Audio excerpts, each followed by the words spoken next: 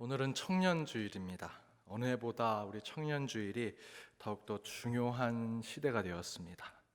우리 20대, 30대 젊은 크리스찬들이 참으로 교회 다니기 힘든 시대가 되었기 때문이지요. 교회는 사실 과거에 젊은 크리스찬들에도 관심이 없었습니다. 굳이 관심을 안 둬도 우리 교회에 우리 젊은이들이 참 많았죠.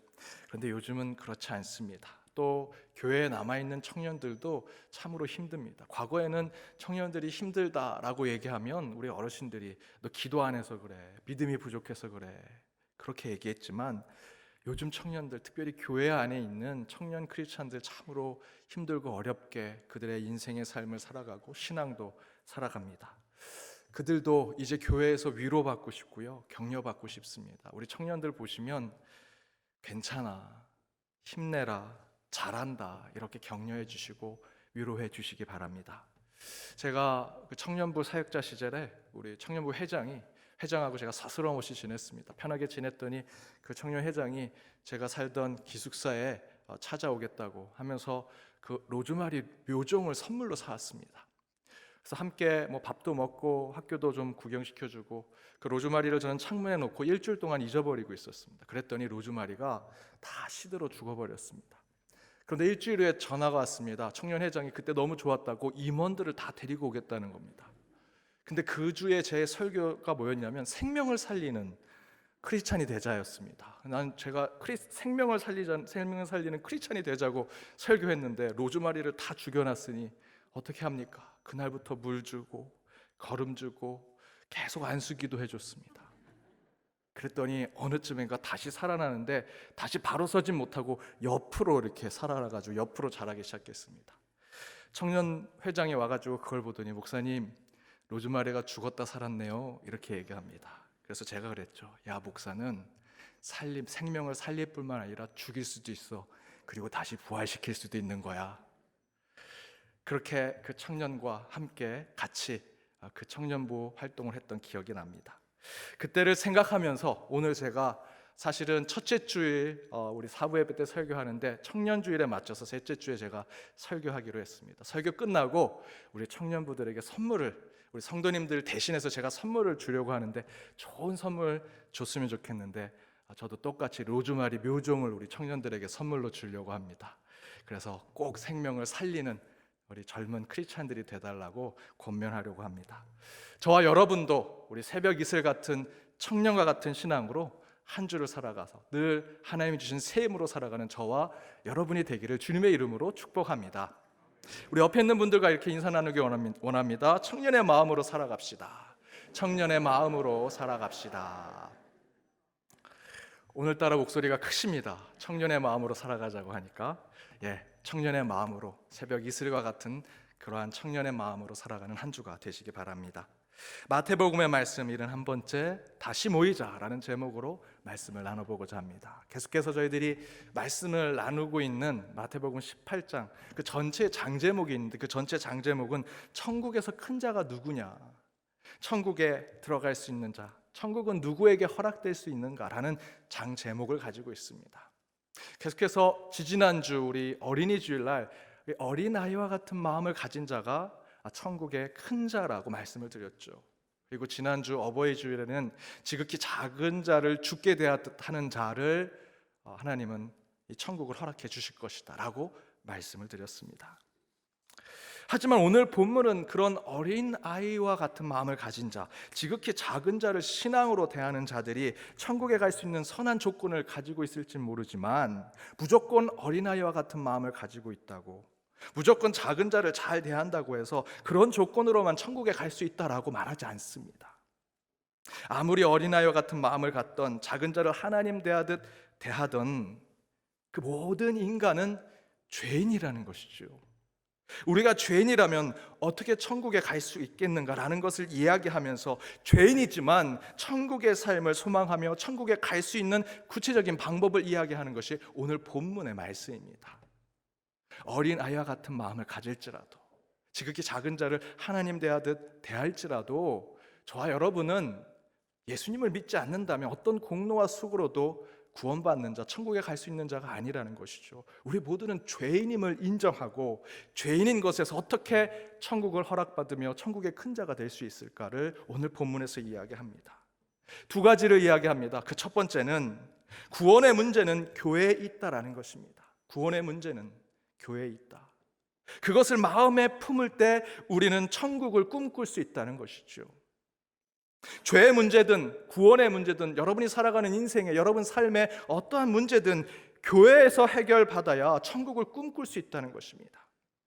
오늘 본문 15절에서 17절에 이렇게 증거합니다. 좀 길지만 함께 읽도록 하겠습니다. 함께 읽겠습니다. 내 형제가 죄를 범하거든 가서 너와 그 사람과만 상대하여 권고하라. 만일 들으면 내가 내 형제를 얻은 것이요 만일 듣지 않거든 한두 사람을 데리고 가서 두세 증인의 입으로 말마다 확증하게 하라. 만일 그들의 말도 듣지 않거든 교회의 말하고 교회의 말도 듣지 않거든 이방인과 세리와 같이 여기라. 15절에서 먼저 이야기하는 것이 무엇입니까? 인간의 관계 안에서 문제를 해결하라고 이야기하죠. 15절을 다시 한번 읽어보겠습니다. 내 형제가 죄를 범하거든 가서 너와 그 사람과만 상대하여 권고하라. 만일 들으면 내가 내 형제를 얻은 것이요.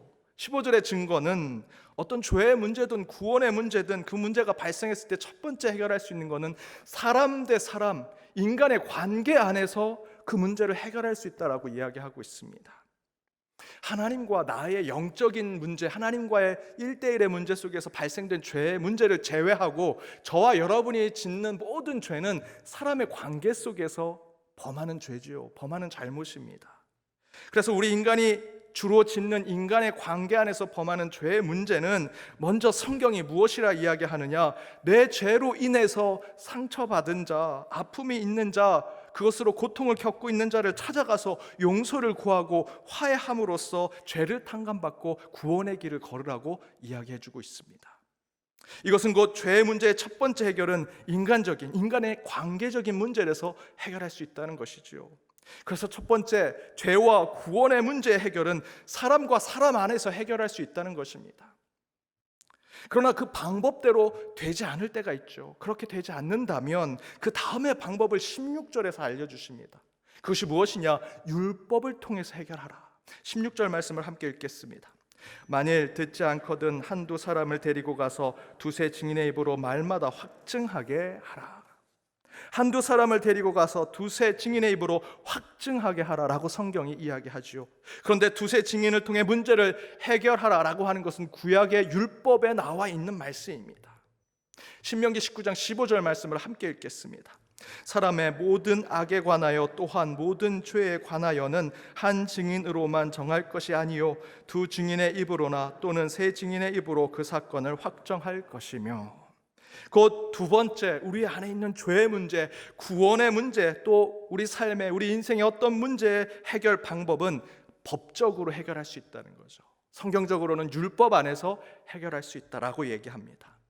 처음에 15절의 말씀대로 사람과 사람 안에서 그것을 해결해 보는 것, 곧 죄인은 자신으로 상처받은 이들, 자신에게 고통받은 이들에게 용서를 구함으로써 내 죄를 탕감받을 수 있는데, 그러나 그렇게라도 문제가 해결되지 않는다면 그 다음에는 법을 가져와야 한다라는 것입니다. 율법으로 해결해야 한다. 모든 문제가 그런 인간적인 방법으로 해결되면 얼마나 좋겠습니까? 사람을 만나서 15절의 말씀대로 1대1로 만나서 그 사람만 만나서 권고하고 권면하고 때로는 용서를 구해서 해결하면 좋겠는데 그렇게 되지 않는다. 16절은 그런 얘기를 하는 것이죠. 인간적인 방법으로 해결되면 얼마나 좋겠습니까? 그런데 그렇게 되지 않은 문제가 우리 주변에 너무나 많습니다. 그런데 그것을 그대로 놔두면 어떻게 되겠습니까? 힘세고 목소리 큰 사람이 다 이기고 그 사람들이 모든 걸 차지하는 세상이 되는 거죠. 양육강식의 시대가 되는 겁니다. 그것을 우리는 정의롭지 않은 세상이라고 말합니다. 그래서 그 정의를 세우기 위해서 필요한 것이 법이요, 오늘 성경에서는 율법이라고 말씀하고 있습니다. 그러나 여러분, 법의 취지는 힘없고 빼곡없는 사람들이 더 괴롭지 않게 하기 위해서, 더 억울하지 않게 하기 위해서 법을 만든 것이죠. 법의 대원칙 중에 하나나 법에 있어서 억울한 사람은 없게 해야 한다는 것이 법의 원칙 중에 하나입니다. 법은 사람들이 처벌받지 않게 하기 위해서 법을 만든 것이 법 정신이라고 얘기합니다. 많은 사람들을 처벌하고 죄인을 만들려고 법을 만든 게 아니고요. 우리가 사회 계약적으로 법을 만든 이유는 죄인을 덜 만들게 하기 위해서, 사회가 죄 없이 살아갈 수 있도록 만들기 위해서 법을 만들었다는 것이죠. 그렇다면 하나님 주신 율법은, 그 율법은 하나님이 우리에게 죄를 더 범하게 하고 저와 여러분을 더 죄인으로 족쇄로 묶어놓으려고 율법을 준 것이 아니라 도리어 그 반대로 죄를 덜 범하게 하기 위해서, 죄인의 삶으로부터 벗어나게 하기 위해서 율법을 주셨다는 것입니다. 그것이 율법의 본래 취지라는 것이죠. 그런데 그렇게 율법이 있음에도 우리 안에 죄의 문제, 우리 인간의 삶 속에 어떠한 문제가 속 시원하게 해결되고 있습니까? 여러분 어떻습니까? 아니죠. 예수님 시대에는 율법을 자기 멋대로 해석하고 소유하여 도리어 억울한 사람들을 더 많이 만들어내고 율법 때문에 더 많은 사람들을 괴롭히던 바리새인들, 율법학자들이 있었습니다. 하나님의 율법의 본래의 취지는 생각하지 않고 자기들이 율법을 좌지우지했던 사람들이 있었죠. 그때는 율법이 참으로 정교했고요, 율법이 참으로 많았습니다. 하지만 구원받는 사람이 늘어나지 않았어요. 지금은 어떻습니까? 요즘 시대를 법치주의의 시대라고 부르지 않습니까? 정치인들, 나름 유명한 사람들 다 헌법 얘기합니다. 헌법 1조에서는, 헌법 몇 조에서는 법 얘기 많이 하죠. 그래서 우리가 지금 행복합니까? 그렇게 법을 외치는데 아마도 동의하시는 분 많지 않으실 겁니다. 이 땅에 훌륭한 법이 있는데 여전히 우리 세상은 억울하고 속상한 일들이 많습니다. 그런데 성경은 그 율법이 우리의 문제를 해결할 것이다 라는 것이 끝이 아니라고 얘기합니다. 죄의 문제와 우리의 삶의 문제를 해결하는 방법으로 15절에서 사람 대 사람, 사람 안에서, 우리 인간 안에서 해결할 수 있는 것을 얘기하되, 그렇게 되지 않는다면 16절에서 법의 문제로, 율법의 문제로 해결하라고 이야기하죠. 그런데 그것이 끝이 아니라 17절에 그 다음에 방법이 있다라고 말씀해주고 계십니다. 우리 17절 말씀을 함께 읽겠습니다. 만일 그들의 말도 듣지 않거든 교회의 말하고 교회의 말도 듣지 않거든 이방인과 세리와 같이 여기라. 사람 안에서 사람 대 사람이 해결하거나 또는 율법을 통해서 그 문제를 해결해라. 근데 그렇게라도 해결이 되지 않는다면 17절에서 무엇이라 얘기합니까? 교회에 말하라. 교회 안에서 해결하라고 이야기하고 있습니다. 저와 여러분, 교회에 속해 있는 크리스찬들은 지금의 이 15절, 16절, 17절을 점진적으로 하나님께서 우리가 어떠한 죄의 문제, 어떠한 세상의 삶의 문제를 해결할 수 있는 방법 가운데 적어도 우리 크리스찬들은 이 방법론을 찾아가야 합니다. 사람 안에서 해결하되 해결이 안 되면 법으로, 율법으로 해결하고, 율법에서도 법으로도 해결이 안 되면 교회로 오라는 것이죠. 물론 교회가 모든 것을 해결해 줄 수 있는 것은 아닙니다. 여러분, 병이 나면 병원에 가셔야 합니다. 그리고 사고가 나면 경찰서에 가야 되고 법원에 가셔야죠. 지식을 배우기 위해서는 학교에 가셔야 합니다. 그런데 여러분, 참으로 우습고 아이러니하고 헛된 세상을 우리가 살고 있다는 것이, 어떤 이들이 병을 고치러 병원에 갔는데 오히려 병이 더 도지거나 죽고 오는 이들도 있습니다. 병이 고쳐져야 되는데 병원에 가는데 그 병명을 모르는 것도 많지요. 법으로 문제를 해결하려고 법원에 가거나 법의 그 집행자에게 갔는데 오히려 그가 이야기한 법 때문에 억울하고 속상한 사람도 너무나 많은 시대가 되었습니다. 배움을 얻으려고 학교에 갔더니 오히려 편견과 선입견을 얻어서 더 무지한 삶을 사는 사람들도 많습니다. 물론 교회가 병을 고치고 교회가 늘상 정의롭고 교회가 풍족한 지식을 가르치는 곳은 절대로 아닙니다. 하지만 역사 속에서 증거되는 교회의 모습은 병원에서 용한 의사에게 병을 고치지 못한 이들이 마지막에는 교회에 오더라는 것이죠. 병원에서 고치지 못한 병, 교회에 오면 다 고친다라고 말씀드리는 것은 절대로 아닙니다. 그러나 하나님이 뜻하시면 고치실 것이고, 그렇지 않더라도 사람들은 내가 마지막 병원에서도 병을 고치지 못했다면 다른 병원 찾아보자라는 것이 아니라 교회로 돌아와서, 교회에 와서 기도하며 주님의 이름을 부르더라는 것이죠. 그것이 교회가 그동안 역사 속에서 보여준 모습입니다. 마지막 때는 더 하나님을 찾고 교회를 찾더라. 제가 예전에 새벽기도 때 직접 겪은 예화로 말씀드린 이야기입니다. 부교육자 시절에 아주 잘 알려진 유명한 의사 장로님이 계셨습니다. 근데 그 장로님의 부인 되신 권사님이 암이 걸려 시한부 인생을 살게 되었습니다. 다들 유명한 의사이니 많은 의사들을 만나게 해서 병을 고칠 거라고 얘기를 했습니다. 저도 그렇게 생각했습니다. 그런데 하루는 그 장로님께서 저를 찾아와서 이렇게 말씀하십니다. 목사님, 우리나라에서 유명한 모든 의사를 만났고 가장 좋다는 약으로 처방을 다 했습니다. 그런데 그럴 때 제 마음의 위로는 안 됩니다. 제 영혼의 평안은 없습니다. 그런데 목사님 말씀대로 교회 와서 기도해서 주님께 부르짖으니 평안을 얻게 되었고, 목사님 말씀대로 성경 말씀 속에서 기도하면서 말씀을 읽고 나아가니 그 가운데 위로를 얻게 되었습니다. 저는 솔직히 전혀 예상하지 못했던 이야기였습니다. 세상에서 제일 잘 나가는 의사 선생님, 최고의 인맥을 가지신 분인데 그분이 마지막 때가 되니까 자신의 진짜 인맥은 교회에 있다라고 얘기하시더라고요. 하나님을 붙잡는 인맥, 나를 위해, 내 아내를 위해 기도해 줄 신앙의 동료들을 붙잡는 인맥은 교회에 있더라라고 얘기하더라는 것입니다. 사랑하는 여러분, 어떤 문제가 있으십니까? 교회에 말하십시오. 교회에 말하십시오. 하나님이 들으실 것이고 그 가운데 하나님께서 구원과 새 생명을 보여주시리라 믿습니다. 또한 세상 법정에서는 억울하고 속상한 판결로 고통 속에 빠져 있는 사람이 전혀 죄가 없으시나 십자가에서 우리를 대신해 죽으신 예수 그리스도를 통해 위로와 격려를 받는 것 또한 교회라는 것입니다. 저와 여러분이 모여있는 이 교회가 정의롭다라고 말씀드리는 것이 아닙니다. 요즘 정의롭지 못한 부분이 많아서 교회가 비난을 받고 있지 않습니까? 그럼에도 불구하고 이 교회 몸 대신 예수 그리스도는 완전한 공의로우신 분 아니십니까? 세상 법에 억울함을 당했다면 교회에서 완전하신 주님 앞에 무릎 꿇고 위로받으시고 격려받으십시오. 세상에 수많은 철학자, 교육자, 사상가들이 얼마나 많습니까? 한국의 대학 교수가 10만이 넘었습니다. 하지만 한국 사회에 학문의 진보, 지식의 발전은 이루어졌는지 모르지만 사람됨에 대한 인성이 정말 우리 학생들에게 가르침으로 전해지고 있는가? 저는 의심이 됩니다. 과거에 선생님이 부족하던 시절에 저는 제 초등학교 때는 60명이었습니다. 65번까지 있었습니다. 이렇게 얘기하니까 권사님이 말도 마, 우리는 90번까지 있었어. 정말 콩나무 시루처럼 그렇게 있으셨죠. 정 안 되니까 사과박스에 의자에 놓고 공부했다는 분도 제가 얘기를 들었습니다. 지금 선생 많습니다. 하지만 참 선생이 없어요. 그때는 선생이 부족했지만 참 스승이 있었습니다.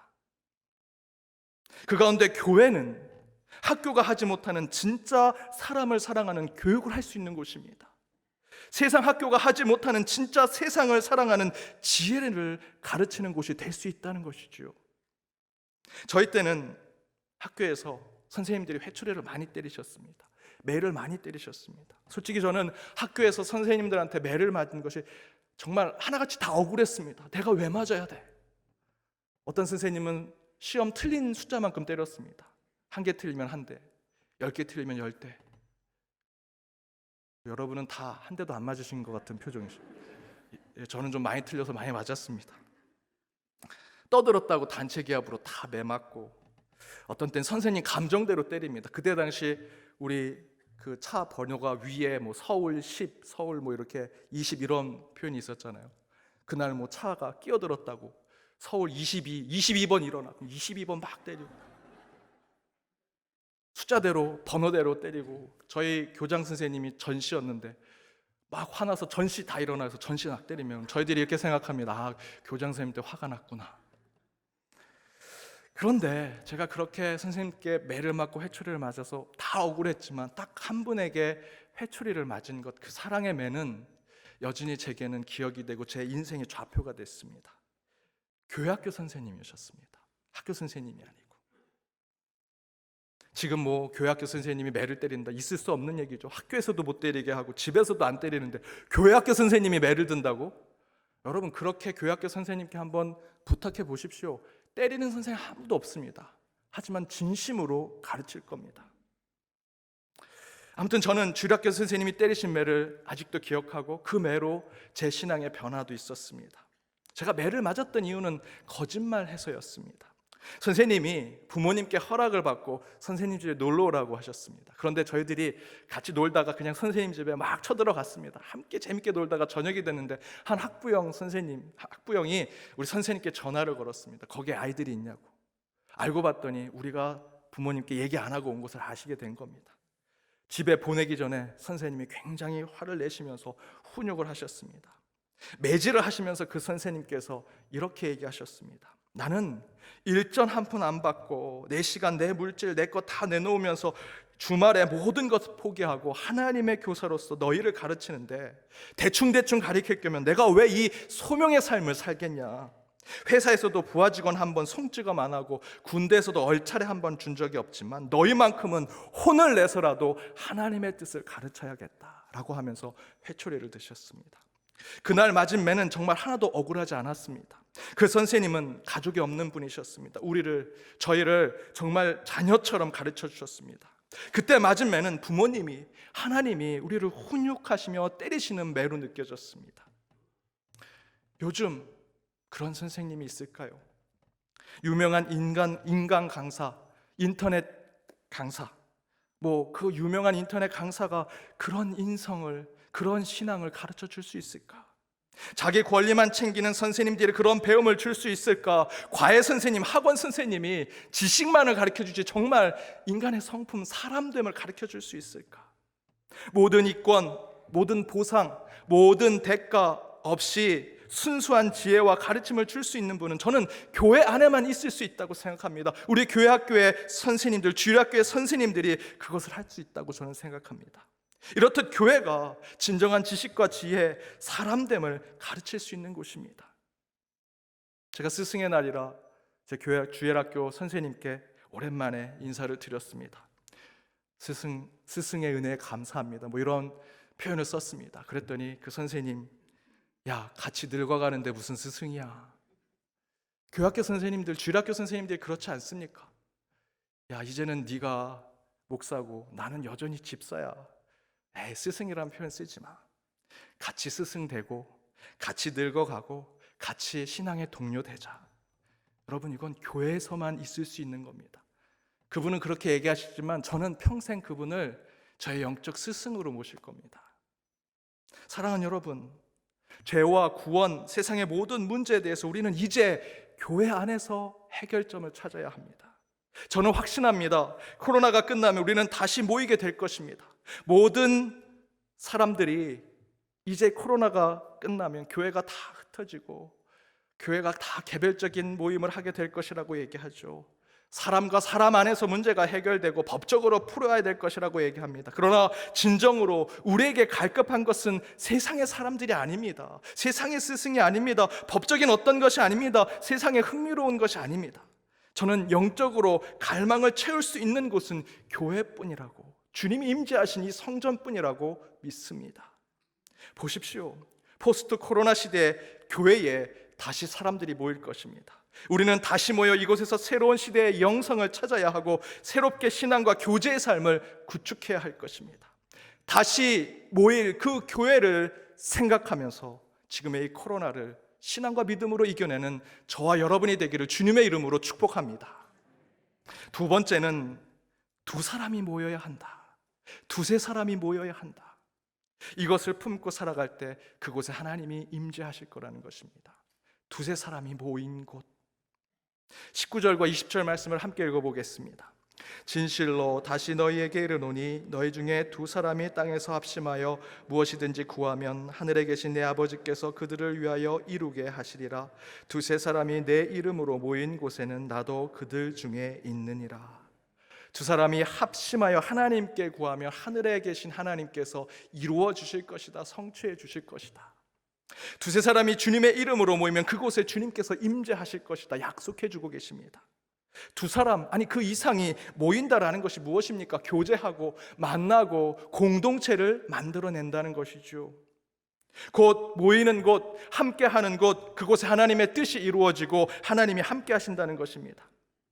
많은 분들은 이 코로나가 끝나면 교회가 흩어지는 교회가 될 것이라고 얘기합니다. 그리고 온라인 처치, 사이버 공간에서 만들어진 교회가 만들어질 것이라고 얘기합니다. 물론 그럴 수 있죠. 많은 그런 교회들이 생겨날 것입니다. 하지만 저는 그 반대의 교회의 모습이 포스트 코로나의 교회가 되어야 한다라고 생각합니다. 곧 다시 모이는 교회, 다시 함께하는 교회, 다시 공동체가 되어서 함께하고 모이는 교회가 포스트 코로나 시대의 참된 교회의 모습입니다. 그래서 아마도 세상은 새로운 시대를 준비하기 위해 비대면 온라인 시대를 준비하고 개별화된 공간과 개별화된 시간 속에서 신앙생활을 하는 것을 이야기할지 모릅니다. 그것을 준비해야 한다는 것이죠. 교회도 똑같이 그것을 따라가야 한다는 것입니다. 그러나 여러분, 저와 여러분은 세상의 흐름을 쫓아가는 것이 아니라 주님의 말씀을 쫓아가야죠.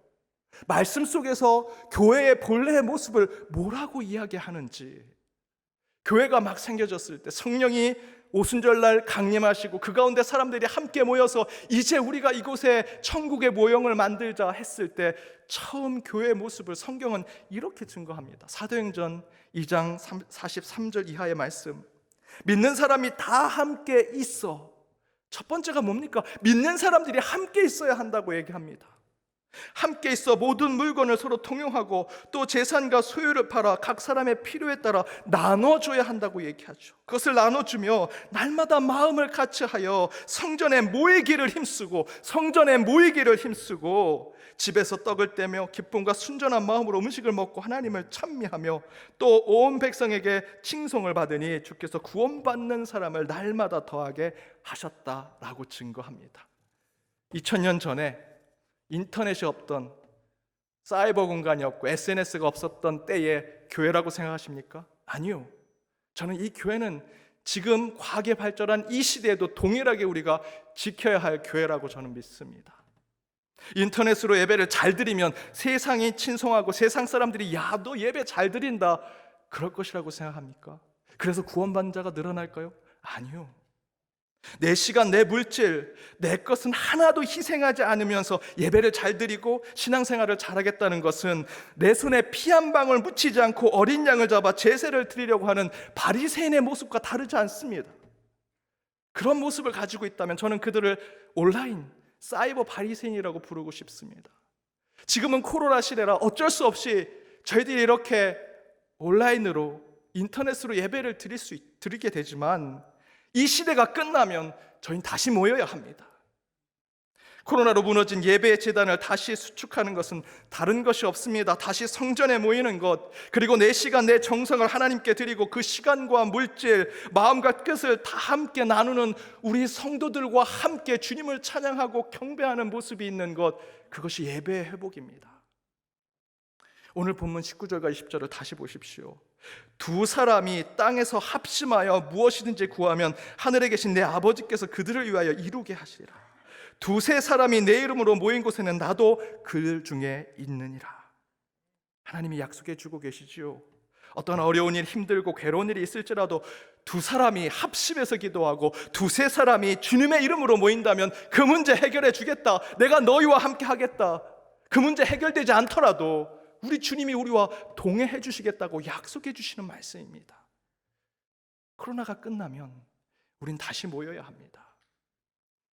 제가 청년 때 어떤 일을 맡게 되었습니다. 그래서 제 친구랑 같이 조금 힘든 일인데 그 일을 하게 됐는데 제 친구가 통 연락도 안 되고 안 옵니다. 그래서 혼자 교회 마당에서 혼자 그 일을 하게 되었습니다. 그런데 몸이 불편하신 장로님 한 분이 교회에서 기도하고 가시면서 제 모습을 보더니 저한테 오셔서 야, 도와줄게 하면서 같이 일을 하게 되었습니다. 제가 장로님 아니에요. 저 혼자 해도 괜찮아요.